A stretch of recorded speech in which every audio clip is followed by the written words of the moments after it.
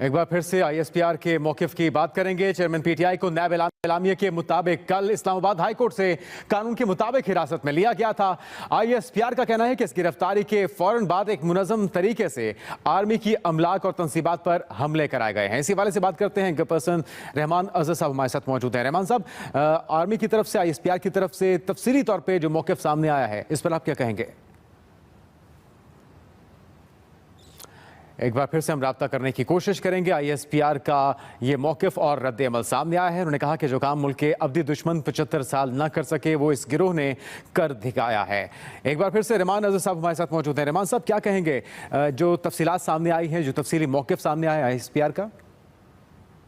देखिए, जो अभी मामला जिस तरफ जो है वो जा रहे हैं, ये हालात को इस वक्त संभालने की बड़ी शदीद ज़रूरत है। और जिस तरह से अभी हुकूमत का भी कहना है कि उन्होंने कल जो है वो एक रेस्ट्रेंट से काम लिया और कल जो एक फौरी तौर पर रद्द-ए-अमल देखा गया, उसमें जो है वो उसका अगर वो जारी रहता है या उसकी कंटिन्यूएशन रहती है तो उसका कोई जवाब समझ में नहीं आएगा, क्योंकि बाहर तौर पर ये पाकिस्तान के सियासी मामलात हैं। पाकिस्तान तहरीक-ए-इंसाफ एक सियासी जमात है।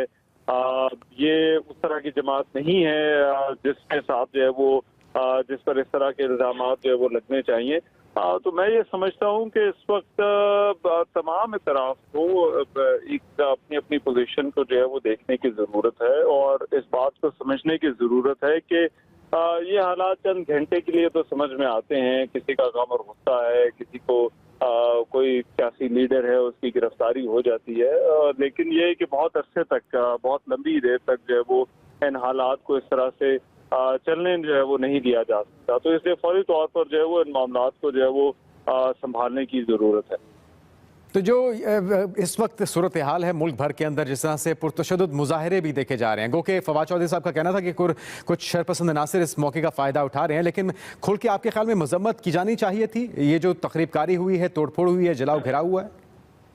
देखिए, तहरीक-ए-इंसाफ के कुछ रहनुमाओं को तो मैं जानता हूँ जो इन वाक़यात की मजम्मत कर रहे हैं, लेकिन बाहर तौर ये जो कारकुनान के इक़दामात होते हैं या कारकुनान ऐसे मौके पर जो कुछ करते हैं वो आता क़यादत के खाते में ही है और इस बात से इनकार नहीं किया जा सकता है। इसकी एक बहुत बड़ी मिसाल जो है वो एमकेएम के कारकुनान की है। एमकेएम के नीचे जो सपोर्टर्स थे या उनके जो कुछ लोग थे वो जो कार्रवाइयाँ करते थे, तो एमकेएम अपने आप को या एमकेएम के जो रहनुमा थे वो इक़दामात से मुबर्रा जो है वो और उनसे अलहदगी जरूर इख्तियार करते थे, लेकिन वो बाहर तौर पर जो है वो नजरों में तो वो इस पार्टी के खाते में ही जो है वो जाते रहे और फिर हमने देखा कि एमकेएम को उसकी एक कीमत भी उस रेपुटेशन की जो है वो चुकाना पड़ी।